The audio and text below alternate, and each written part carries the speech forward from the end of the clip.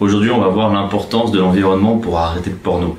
Par exemple, si tu es alcoolique et tu fais que t'entourer de gens qui boivent, tu vas que en soirée où il y a des potes qui boivent, bah ça va être très dur de ne pas succomber à l'alcool. Pareil, si tu fumes et que tu traînes que dans des coins fumeurs, ou que tu vas accompagner tout dans tes potes au fumoir, bah là pareil, c'est un peu compliqué. Le porno, c'est exactement pareil. Si tu as plein de stimuli sexuels qui vont t'amener vers le porno, alors bah c'est logique que tu te branles au porno encore et encore et encore, sans t'arrêter. C'est pourquoi il faut que tu arrêtes Tinder, parce que ça c'est qu'un catalogue de gonzesses, et en plus ça nique ton estime pour plein d'autres choses, je pourrais t'en parler dans une autre vidéo, si ce n'est déjà fait. Arrêter Instagram, ça j'ai carrément fait une vidéo dessus, donc je te conseille d'aller la voir, mais en gros c'est le même délire que Tinder, ça nique ton estime de soi, tu vois des culs encore pire qu'Instagram, encore pire que Tinder, parce que sur Instagram t'as des meufs qui sont en bikini, t'as des meufs fitness, t'as des meufs mannequins, t'as des meufs modèles, t'as plein, enfin c'est un catalogue de branlettes quoi, donc Instagram. Donc arrête Tinder, arrête Instagram, et arrête de regarder du porno, tout simplement. Tout simplement. Au final, il faut que tu arrives à te stopper toute source extérieure néfaste, toutes sortes de sources de frustration. Genre Instagram, Tinder, c'est des grosses sources de frustration, c'est pour ça que les mecs ils vont ensuite sur le porno. Et il faut surtout que tu te confrontes au réel. Parce que si tu vas en soirée encore et que tu vois plein de filles en mini-jupe, maquillées, prêtes, en fait habillées pour faire des rencontres, mais que tu ne vas pas faire des rencontres, bah les filles que tu vois dans les bars, t'as envie de les baiser, on est d'accord. Mais vu que tu ne le fais pas, parce que tu ne prends pas d'action, parce que tu n'effectues pas la démarche à suivre, bah t'es frustré. Et du coup tu rentres te branler au porno à 6h du mat. Et là c'est déplorable, c'est déplorable. Donc il faut vraiment se confronter au réel, aller en contact avec les femmes, te désillusionner de ce que tu penses, te défantasmer ce que tu penses, enlever les chimères, enlever tous les schémas que tu as dans ta tête, et il n'y a qu'une seule façon de le faire, c'est l'action. Donc arrêtez de... Enfin, on va arrêter.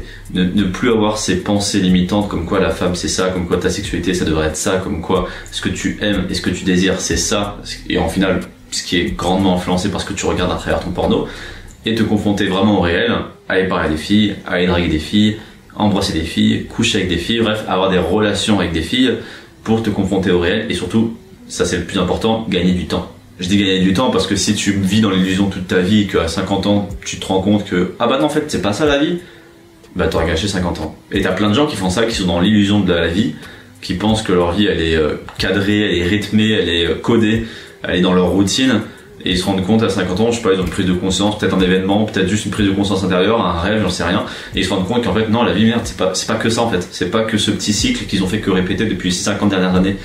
Et bah c'est pour ça que t'as plein de mecs à 50 balais, ils pètent un plomb, ils quittent leur femme et leurs enfants, ils vont baiser des petites de 18 ans dans les boîtes de nuit, enfin ils font n'importe quoi de leur vie quoi, parce que ils viennent de se rendre compte maintenant après coup qu'ils ont perdu leur temps, enfin qu'ils n'ont pas profité de la vie comme ils auraient voulu profiter. Du coup, confronte-toi au réel pour gagner du temps, pour ne pas avoir de regrets, pour être heureux continuellement dans le futur. Ça c'est un investissement à long terme, toujours. Et en termes d'environnement et d'influence non directe, je te conseille le sport et l'alimentation. Le sport pour la testostérone, pour améliorer tes capacités physiques, te sentir bien dans ton corps, et l'alimentation pour le bien-être intérieur. Parce que voilà, c'est exemple magique, mais c'est l'exemple qui marche le mieux. La bouffe que tu prends, c'est le carburant de ton moteur, c'est le carburant de ton véhicule, et le véhicule, c'est ton corps. Donc si tu nourris ton corps que de merde, que de Nutella, que de McDo, que de trucs dégueulasses, de trucs préfabriqués que tu achètes à 2 € dans les supermarchés, bah c'est de la merde, ton corps il le ressent. Maintenant si tu fais gaffe à ton corps, que tu prépares tes plats, que tu manges des fruits, des légumes, tu bois de l'eau plutôt que du soda ou de l'alcool tous les midis, on est déjà sur une meilleure base de sainteté, tu vois. Et il y a aussi le fait que plein de gens qui ne font pas de sport et ne mangent pas bien, et le sport et la nourriture, c'est vraiment deux aspects qui font que ton corps se sente bien. On parle pas forcément de bonheur là, mais on parle de bien-être intérieur.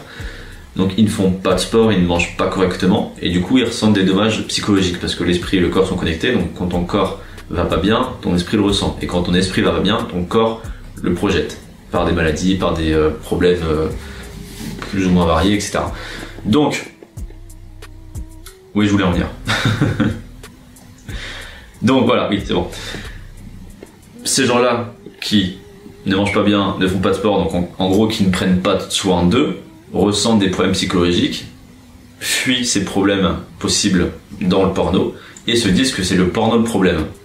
Et du coup ils essaient de faire des nofap, ils essaient de faire des no-porn, alors que parfois c'est juste un changement d'environnement, parfois c'est juste le fait de se reprendre en main physiquement, donc la nourriture et le sport, qui fait en sorte qu'ils iraient mieux. Mais vu que ils sont peut-être dans cette bulle de no porn, no fap, ils se disent que cette abstinence, c'est la solution miracle. Et en fait, le nofap et le no-porn, ça n'a jamais été une solution miracle. J'ai fait des vidéos pour te dire tous les bienfaits que ça fait. C'est réel, c'est pas des conneries, c'est pas du fake, c'est pas du bullshit. Mais il n'y a pas que ça. Genre, si tu fais juste du nofap, mais que derrière tu fais de la merde avec ta vie en général, nofap ou pas nofap, tu vas toujours te sentir comme une merde.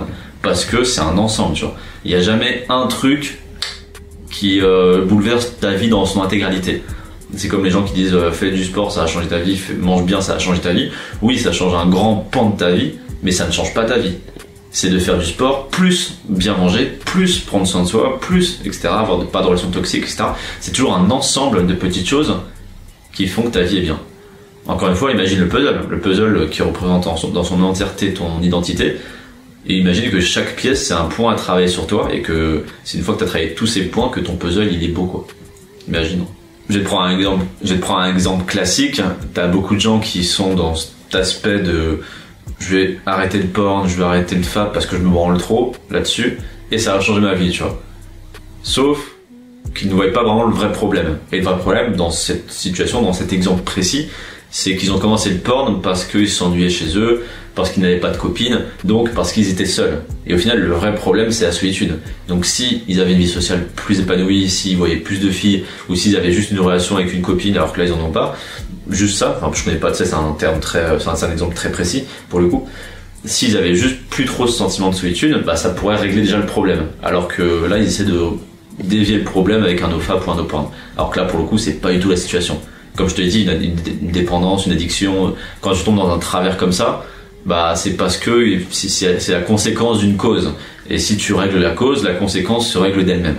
Donc le message de cette vidéo, c'est de faire gaffe à son environnement direct et indirect, mais surtout de ne pas faire une religion du nofap et du no-porn, mais de se poser les bonnes questions, voir si le problème, il n'est pas détourné, tu vois. Et si c'est le cas, focus sur soi, parce que le bien-être intérieur, tout s'enchaîne plus ou moins bien. Quand tu fais du sport, quand tu manges bien, t'as envie de prendre soin de soi dans d'autres pans de ta vie, tu vois. Donc prendre soin de soi plutôt que de fuir dans une solution potentiellement miracle, focus sur soi et surtout gagner du temps pour ne pas avoir de regrets. Sur ce, bon fap à tous.